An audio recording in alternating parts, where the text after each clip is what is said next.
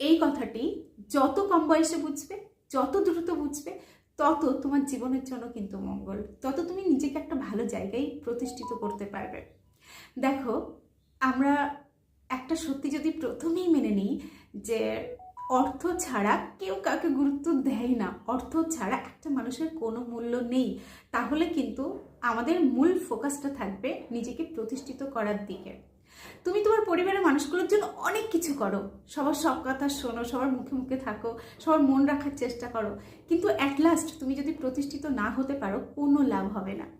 তুমি তোমার ভালোবাসার মানুষটির জন্য অনেক কিছু করো, তার কথা ভাবো, তার মন রাখার চেষ্টা করছো, তাকে আগলে রেখেছো, কিন্তু অ্যাট লাস্ট সে কিন্তু তোমাকে দেখবে তুমি কোথায় এই মুহূর্তে রয়েছো।